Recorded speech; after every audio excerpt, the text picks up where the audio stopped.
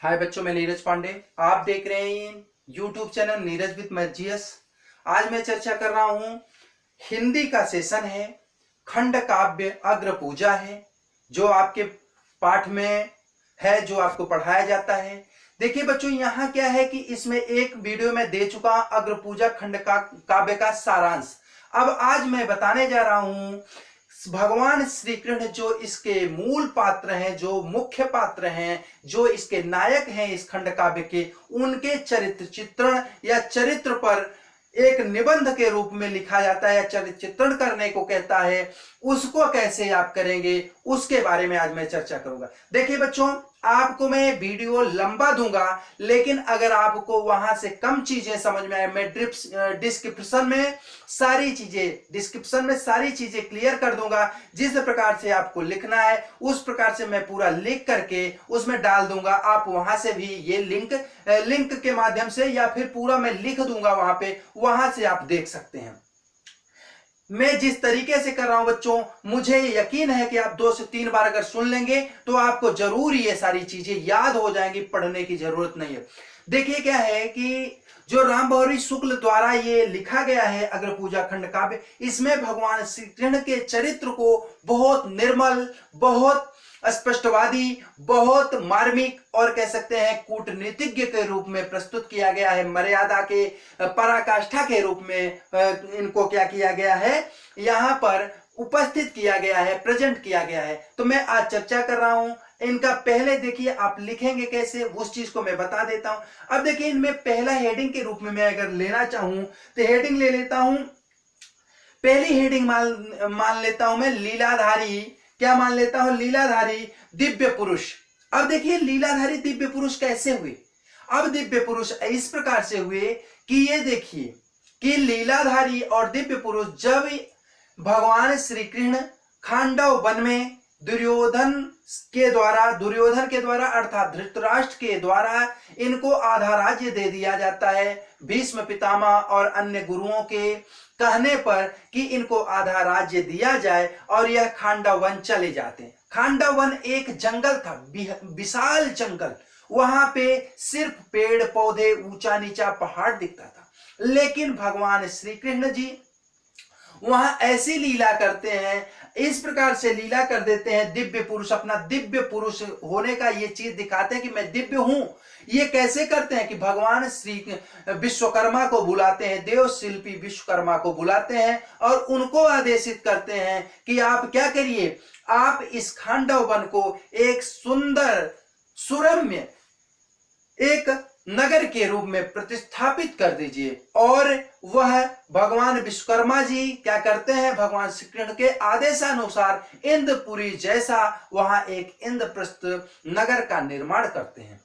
और मैं एक जगह और पढ़ा हूं कि इनकी अलौकिकता के बारे में, कि ये अलौकिक कैसे हैं, ये दिव्य कैसे हैं।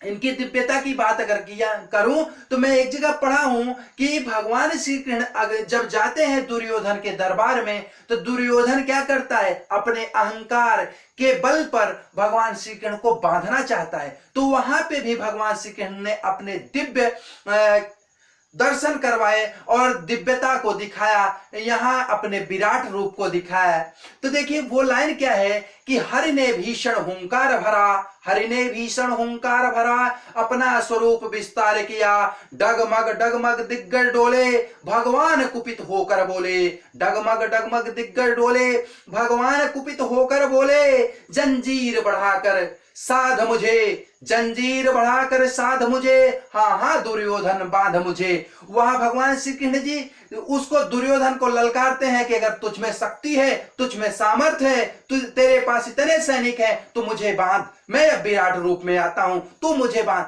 तो यहां से भी स्पष्ट होता है कि भगवान श्री कृष्ण जी कितने दिव्य पुरुष थे, उनके पास कितने अलौकिक शक्तियां थी, कितने वो शक्ति संपन्न एक महापुरुष थे।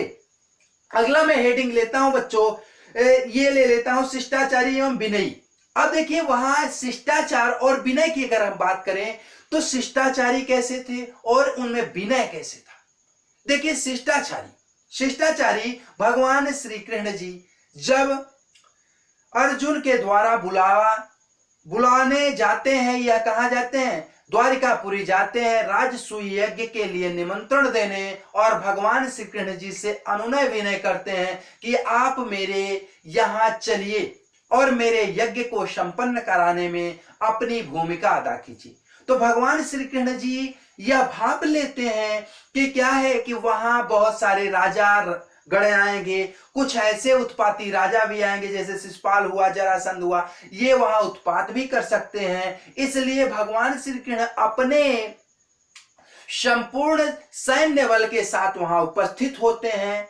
ये तो रहा उनका क्या कि यहां सैन्य बल को दिखते हैं, लेकिन विनय कहां है, उनका विनय कहां है ये देखा जाए अगर बच्चों, तो विनय उनका दिखता है कि इतना वैभवशाली संपन्न होने के बावजूद भी भगवान श्री कृष्ण वहां सहदेव के द्वारा और युधिष्ठिर के द्वारा, भीष्म पितामह के द्वारा, या वहां सभा में उपस्थित सभी सभासदों के द्वारा अग्र पूजा के योग्य माने जाने वाले महापुरुष, दिव्य पुरुष अपने आप को इतना भी नहीं दिखाते हैं कि वह उस राजसूय यज्ञ में अपने आप के लिए, अपने लिए एक ऐसा कार्य अपनी इच्छा से, स्वेच्छा से स्वीकार करते हैं। वह कार्य था ब्राह्मणों का पैर धुलना। तो यह ब्राह्मणों का जब वो पैर धुलते हैं तो इससे स्पष्ट होता है कि उनमें क्या है कि विनय है, उनमें मर्यादा है। वो विनय और मर्यादा के क्या है, एक प्रतिमूर्ति है। मैं इसको एक लाइन के माध्यम से प्रस्तुत करता हूं कि नहीं पुरुषार्थ केवल जाति में है, नहीं पुरुषार्थ केवल जाति में है, विवाह का सार शील पुनीत में है, विवाह का सार शील पुनीत में है। भगवान श्री कृष्ण जी कह रहे हैं किसी जाति या किसी धर्म मजहब में या किसी बड़े स्थान में या बड़े उच्च पद में, बड़े उच्च कुल में पैदा हो जाने मात्र से कुछ बड़ी बात नहीं है। बात कहां है, आपके शील में होनी चाहिए, आपके अंदर शीलता होनी चाहिए। आगे अगर एक लाइन और देखें, शील सुजानत विनय प्रेम के प्रत्यक्ष शरीर हैं। ये क्या है, शील के, मर्यादा के, विनय के प्रत्यक्ष शरीर हैं। फिर भी वे क्या करते हैं कि ऐसे कार्य को स्वीकारते हैं। इससे मैं यहां स्पष्ट कर देता हूं कि भगवान श्री कृष्ण के अंदर शील था, विनय था। अगला अगर हम देखें, पांडवों के हितैषी। अब पांडवों के हितैषी तीसरा हेडिंग में बना दूं, पांडवों के हितैषी। अब देखिए बच्चों क्या है कि भगवान श्री कृष्ण पांडवों के हितैषी कैसे हुए। जब लाक्षागृह से निकल करके अर्जुन, भीम, नकुल, सहदेव, माता कुंती के साथ युधिष्ठिर महाराज चलते हैं और चले जाते हैं, वहां सुनते हैं कि द्रौपदी स्वयंवर हो रहा है। वहां पे पांचों ब्राह्मण रूप में पहुंच जाते हैं। वहां पे जब मीन वेद करते हैं, फिर वहां पे ये ऐसा होता है कि युद्ध होने की स्थिति बनती है। तो भगवान श्री कृष्ण किस प्रकार से इशारा करके, किस प्रकार से चतुराई के साथ उनको वहां से निकालते हैं। उसके बाद जब बात आती है कि पांचाली का विवाह 5 पतियों से होगा, तो बड़ा वहां पे क्या होता है, एक अंतर्द्वंद उत्पन्न हो जाता है। लेकिन उस अंतर्द्वंद को भी माता कुंती के मन के ठेस को, ग्लानि को, कि मैं बिना देखे कैसे अपने पुत्रों को आदेशित कर दी कि मेरे पुत्र 5 जो भी वस्तु लाए हो 5 में बांट लो। वह अंतर्द्वंद से अंतर मन ही जली जा रही थी, तड़पी जा रही थी कि मैं ऐसा क्यों आदेशित कर दिया। मैं एक सुकुमार कन्या को 5-5 पतियों में बांटने की बात कर दी। मैं एक नारी होते हुए एक नारी का दर्द नहीं समझ सकती। वो अंदर से जल रही थी। तो भगवान श्री कृष्ण जी अपने मुस्कुराहट से उनके उस पीड़ा को हरते हुए कहते हैं कि मैया, फूफी, ये आपकी वजह से ऐसा नहीं हुआ है, आप विवश हैं, आप विवश हैं, आप कुछ कर नहीं सकती। जो करता है वो परमात्मा करता है। हानि लाभ जीवन मरण जस अपजस विधि हाथ, कहो भरत भाभी प्रबल विरलख कहो मुनिनाथ। मैया, फूफी, ये पहले से पूर्व निश्चित था, क्योंकि यह शंकर जी से द्रौपदी वरदान मांगे है कि मुझे इस प्रकार के पति चाहिए।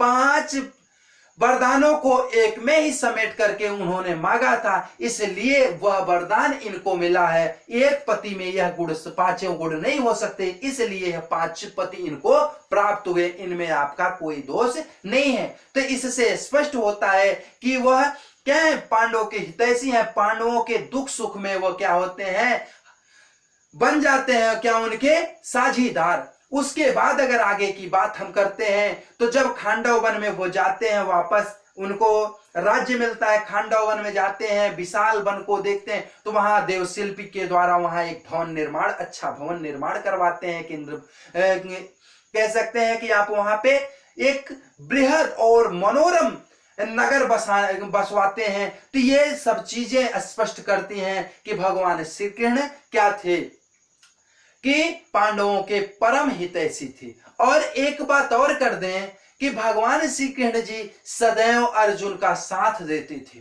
सदा सदा अर्जुन के साथ रहते थे। अगला अगर हम बात करें, धैर्यवान और शक्ति संपन्न, धैर्यवान और शक्ति संपन्न, भगवान श्री कृष्ण धैर्यवान थे।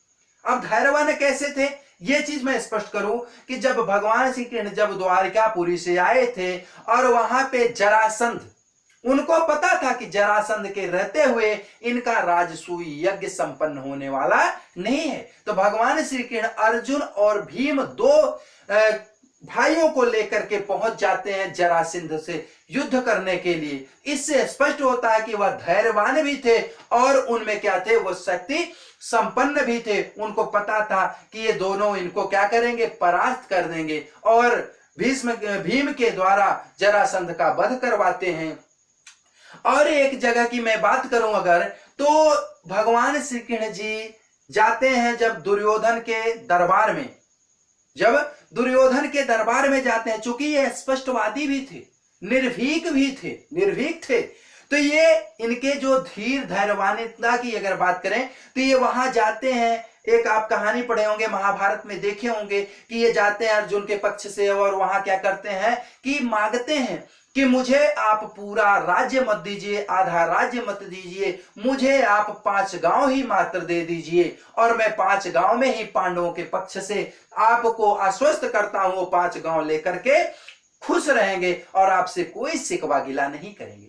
लेकिन दुर्योधन उस अहंकार में डूबा हुआ ऐसा महत्वाकांक्षी व्यक्ति था कि वह स्पष्ट करता है, सुई अग्रभाग ना दातुभ्यम विनय युद्ध कृत केशवा। वह कह देता है स्पष्ट कि बिना युद्ध किए मैं सुई के अग्रभाग, मतलब सुई का अग्रभाग आप जानते कितना छोटा होता है, उस अग्रभाग के बराबर भी भूमि मैं नहीं दूंगा जब तक पांडव मेरे से युद्ध नहीं करेंगे।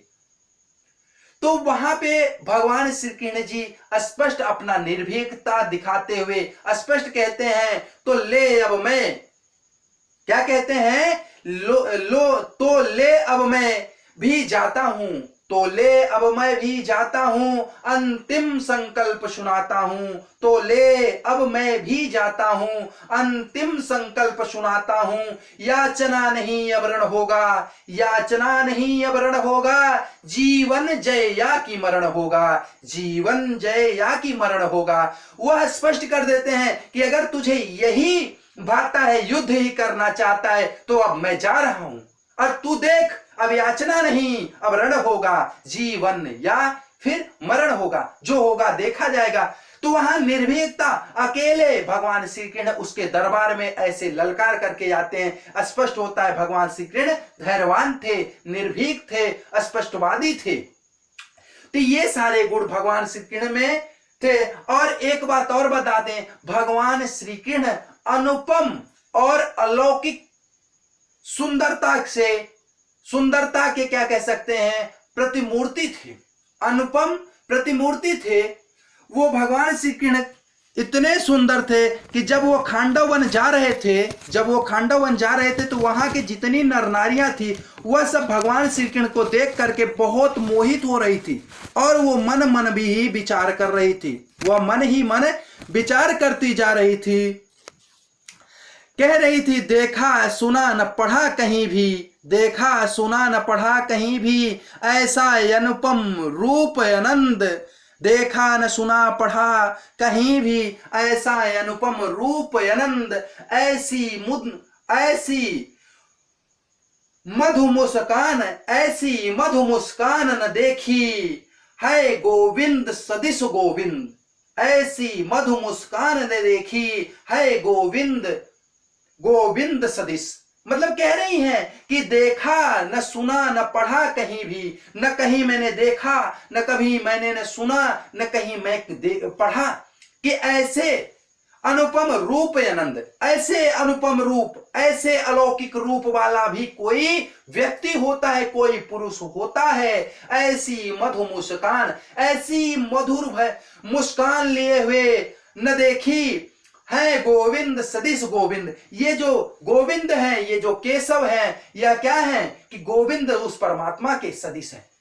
तो इनकी सुंदरता भी बहुत अलौकिक थी। वैसे भी इनकी सुंदरता सुन सुन करके आप बहुत सब पढ़े होंगे कि श्री कृष्ण जी की सुंदरता और उनकी बांसुरी सुन करके क्या होते थे, सब ग्वालवाल और सारी गोपियां, सारी गैया रभाती हुई इनके पीछे पीछे नाचती थी। तो ये क्या था, तेरी मंद मंद मुस्कनिया पे बलिहारे जाऊं। तो ये क्या था कि उनकी सुंदरता पे, उनकी मुस्कानी पे कब, तो ये सारी बातें देखी। तो ये यहाँ भगवान श्री कृष्ण का चरित्र चित्रण करते हैं। और कह सकते हैं कि देखिए इनमें एक महान कूटनीतिज्ञ, एक और हेडिंग हम अगर ले लें, महान कूटनीतिज्ञ, भगवान श्री कृष्ण जी एक महान कूटनीतिज्ञ भी थे। कैसे कि जब भगवान श्री कृष्ण जी ने देखा कि यहाँ पे ये 5 ही पांडव आए हैं, लेकिन तमाम राजागण द्रौपदी स्वयंवर में उपस्थित हैं, अगर यह मीन का वेध कर लेंगे और यहाँ राजाओं के लिए बुला गया, ये किस देश के राजा है, कैसे है, तमाम चीजें वहां बातें होंगी, तो कितनी चतुराई के साथ वहां से उनको निकालने में उनकी मदद करते हैं। तो इससे स्पष्ट होता है वह बहुत बड़े कूटनीतिज्ञ भी थे। और एक बात करें कि महाभारत में एक चर्चा आई है कि भगवान श्री कृष्ण जी, आप रथी भी पढ़े होंगे या महाभारत देखे होंगे, कि वहां भगवान श्री कृष्ण जी जब देखते हैं कि कर्ण जो है, कर्ण के ही बलबूते वहां पे कौरव उछल रहे हैं, क्योंकि दुर्योधन को अगर सबसे बड़ा बल था तो वह कर्ण पे था। कर्ण के अलावा वह किसी पे बल नहीं रखता था। भीष्म पितामह, द्रोणाचार्य, कृपाचार्य सभी महान योद्धा थे, लेकिन उसका सबसे बड़ा बल कर्ण था। तो वो भगवान श्री कृष्ण चाहते थे कि अगर हम इसके असली बल को ही, बल के मुख्य कारण को ही हटा देते हैं तो यह बलहीन हो जाएगा और युद्ध यहीं टल जाएगा। तो भगवान श्री कृष्ण जी जाते हैं कर्ण के पास और कहते हैं, कुंती का तू ही तनय श्रेष्ठ, कुंती का ही तू तनय श्रेष्ठ, बलशील में परम श्रेष्ठ, बलशील में परम श्रेष्ठ, मस्तक पर मुकुट धरेंगे, मस्तक पर मुकुट धरेंगे हम, मस्तक पर मुकुट धरेंगे हम, तेरा अभिषेक करेंगे हम, मस्तक पर मुकुट धरेंगे हम, तेरा अभिषेक करेंगे हम। भगवान श्री कृष्ण जी कितनी चतुराई के साथ कर्ण के पास जाते हैं और उनसे स्पष्ट कर देते हैं, जबकि कर्ण को पता नहीं था। कर्ण को तो सदैव यही लगता था, मैं राधे का पुत्र हूं, मैं राधे का पुत्र हूं, वो दासी का पुत्र हूं। लेकिन वहां भगवान श्री कृष्ण जी कहते हैं, कुंती का तू तनय श्रेष्ठ, कुंती का तू बड़ा बेटा है, बलशील में परम श्रेष्ठ, तेरे पास बल और शील भी बहुत है, मस्तक पर मुकुट धरेंगे हम, तेरे मस्तक पे मुकुट हम रख देंगे, अभिषेक करेंगे हम, और खुद से मैं तुम्हारा अभिषेक करूंगा, राज्याभिषेक करूंगा। तुम चलो और पांडवों से मिल जाओ, अपने बंधु बांधवों, अपने अनुजों को अपना लो।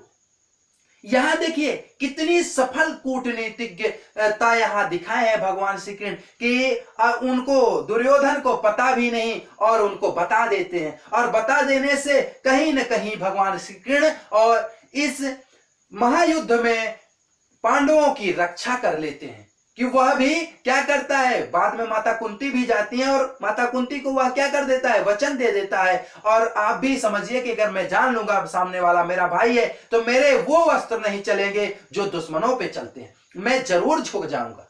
तो यहां क्या था कि भगवान श्री कृष्ण जी कुशल कूटनीतिज्ञता का भी परिचय दिए।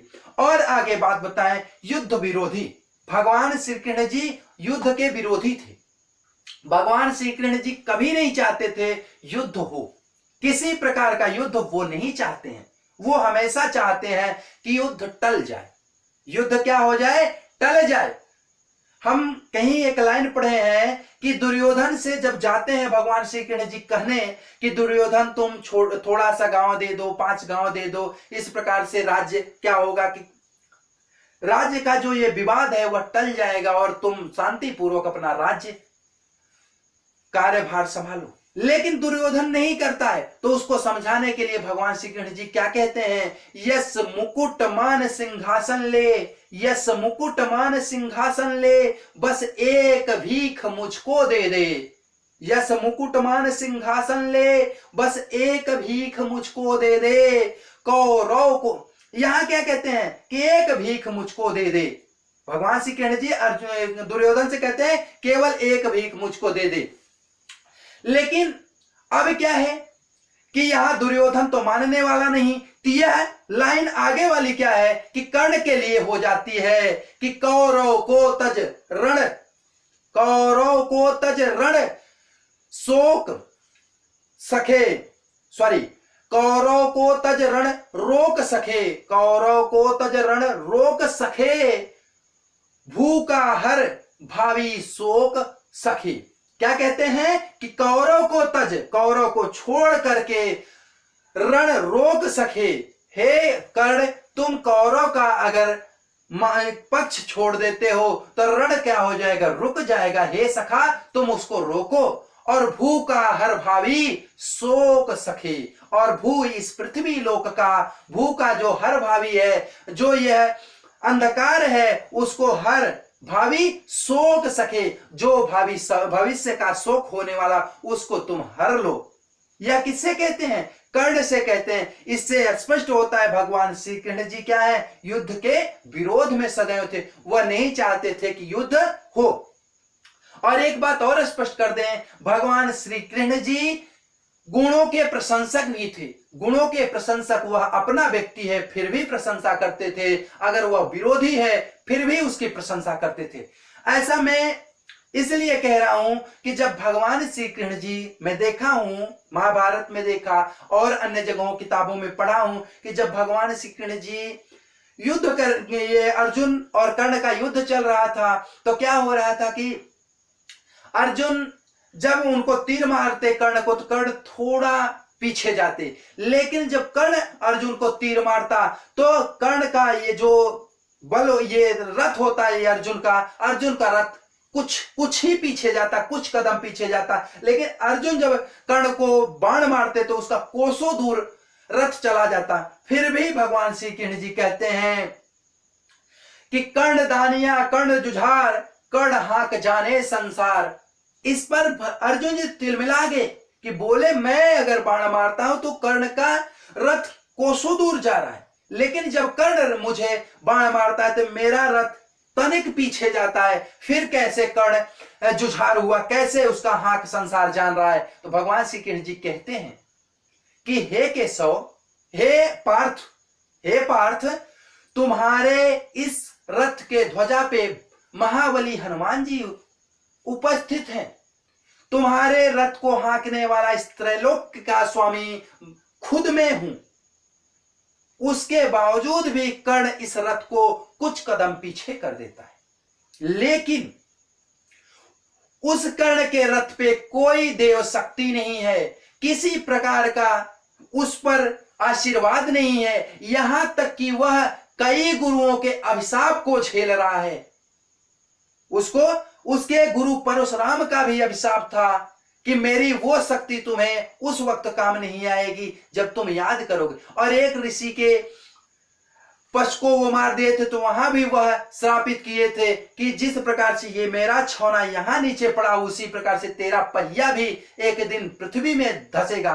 तो ये कई श्रापों को लेकर के ढो रहा है, किसी देव शक्ति के साथ नहीं है, उसके बावजूद भी वह तुम्हें पीछे ठेलने में, धक्का देने में सामर्थ्यवान है। अतः क्या है कि कर्ण तुमसे बलशाली है। तो यहां क्या है, भगवान श्री कृष्ण जी जबकि वो दुश्मन पक्ष का रथी था, उसकी प्रशंसा क्यों कर रहे थे? तो वो क्या थे कि सच्चे प्रशंसक थे, और सच्चे प्रशंसक का यही मायने होता है कि वह दुश्मन हो या फिर मित्र हो, अगर उसमें गुण दिखे तो उसकी प्रशंसा करें। बच्चों, इस प्रकार से अगर आप लिखते हैं, मैं नहीं कहता हूं जितना मैं बोला पूरा आप लिख दीजिएगा, आप इसमें से जो लाइनें आपको अच्छी लगे, जितनी हेडिंग आपको अच्छी लगे, वही मुख्य मुख्य हेडिंग निकाल लीजिएगा। और वही मुख्य हेडिंग 3 से 4 हेडिंग अगर आप लिख देते हैं, मुझे ये लगता है कि आप बेस्ट नंबर पाएंगे। 3 नंबर का होता ही है, तो बहुत लिखने की जरूरत नहीं। आप नीचे लिखिएगा निष्कर्ष। निष्कर्ष में लिखिएगा कि मैं उपरोक्त पंक्तियों से यह निष्कर्ष निकालता हूं कि भगवान श्री कृष्ण अलौकिक शक्ति संपन्न, लीलाधारी, जो हेडिंग आप बनाए हैं, लीलाधारी, परम सौंदर्य के धनी, शीलवान, व्यवहारिक, और आप कह सकते हैं महान कूटनीतिज्ञ, युद्ध विरोधी, निर्भीक एवं स्पष्टवादी, जितना भी आप हेडिंग डाले हैं वो पूरी हेडिंग क्या करिएगा, नीचे आप लिख दीजिए। इन सभी गुणों से ओतप्रोत हैं। अतः मैं यह स्पष्ट कह सकता हूं कि इस खंड काव्य के महानायक श्री कृष्ण ही हैं, जिनके अंदर वो सारे गुण दिख रहे हैं जो एक महानायक के अंदर होने चाहिए। इतना आप लिख देंगे, आपको मुझे उम्मीद है कि आप 3 में पहले 3 नहीं तो 2.5 नंबर अवश्य पा जाएंगे। देखिए, टीचर आपको परखना चाहता है कि आपके अंदर क्या है। अगर आप वो उसको दे देते हैं जो वो चाहता है, तो वो खुल करके आपको वो देता है जो आपको चाहिए। मतलब टीचर को क्या चाहिए, आपकी शब्द पंक्तियां जो हो वह सुसज्जित हो, लिखावट अच्छी हो, पढ़ने में एक आकर्षण हो, वो शिक्षक को चाहिए। और आपको क्या चाहिए, नंबर चाहिए, अच्छे नंबर। तो आपको शिक्षक जब खुश हो जाएगा तो शिक्षक आपको भी खुश कर देगा। इसलिए बच्चों, जब भी लिखना है, कुछ भी लिखिए, मन लगा के लिखिए, मन खोल के लिखिए। अब इसी के साथ हम आपसे विदा लेंगे, कल मिलेंगे नेक्स्ट सेशन के साथ। तब तक के लिए सभी बच्चों को good night, bye bye, take care, जय हिंद, जय भारत।